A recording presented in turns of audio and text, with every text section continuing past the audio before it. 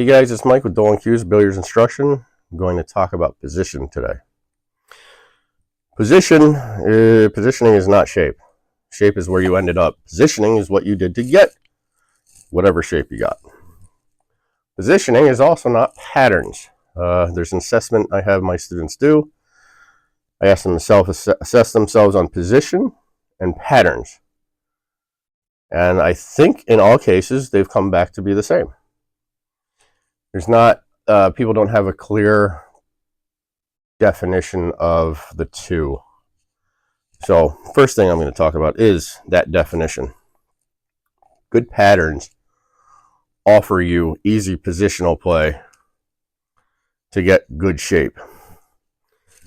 So in this case, playing 7, 8, 9 out, I want to end up on the right side of the line. We'll talk about that briefly. So I let that drift down so that I'm on the right side. This is a pretty easy shot.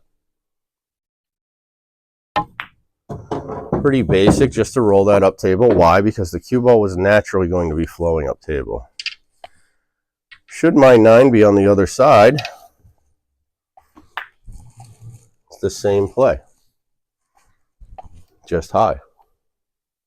Right, gonna get me there. So what does a bad pattern look like? Well, a bad pattern makes us play position. So same starting position, more or less. I'm not going to let this drift down. I'm going to stop it.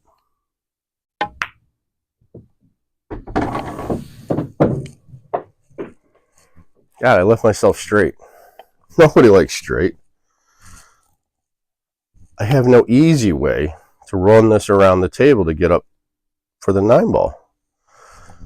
If I draw it, I'm actually going to come back this side and send. I mean, this is work, right? Like the other one was a no-brainer. Now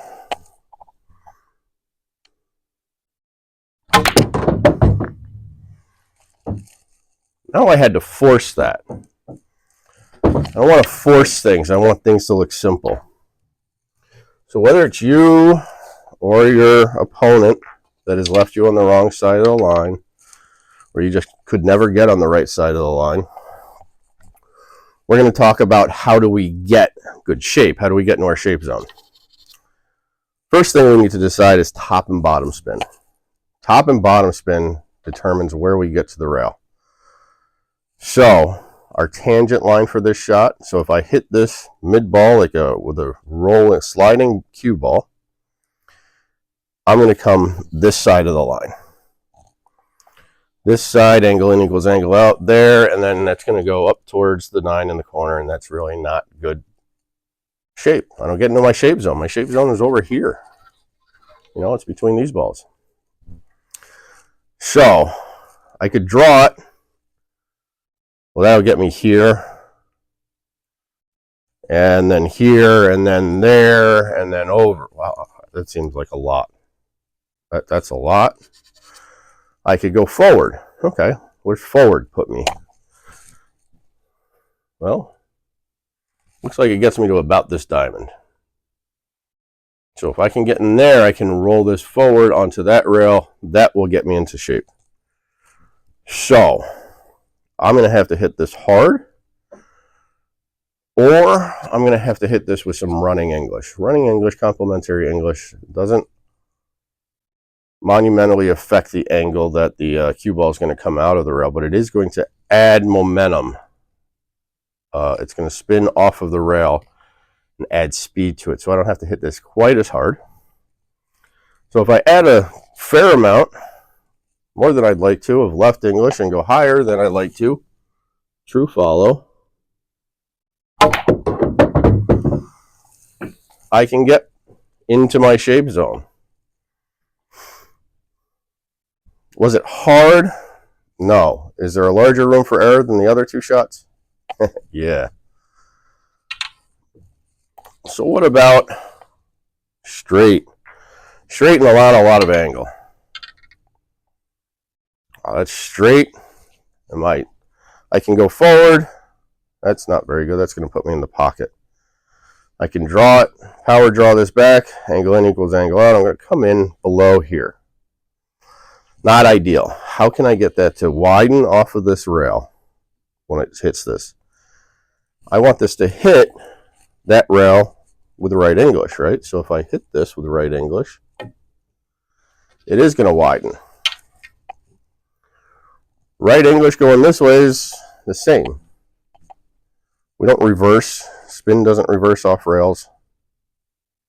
It's probably just your perception. You're standing behind it, it'll look like reverse. So in this case, I want this to go to the left. I have to hit this with right. Why am I hitting it with opposite? Because I'm opposite. It's coming backwards. So more about draw. Just add a little bit of right spin. And we're able to really widen that out and get into a good shape zone. Again, not something we want to do. Those first couple shots were just slid up table or 1 and 2 rails is nice. That shot that we just saw can work even when it's rail to rail. Rail to rail, I have no angle. I can't move this ball. You can. We can create a little bit of an angle. What we're going to do is just apply a little bit of right spin again. And we're going to aim just to the left of that ball. So it kind of slides, shoots off this rail, and goes into the corner. The spin is going to bring us back into here-ish, hopefully, and send us up table. That's our goal.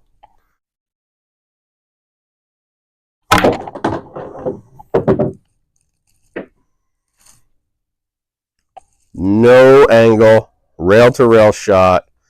I applied a little bit of right English. It slid along this rail, caught that cushion and went in. It was able to get up table. Let's try another option for a recovery shot. Here we've ended up on the wrong side of this line. Our natural line will be, we have to send this again. We have to do something. We have to really give this some power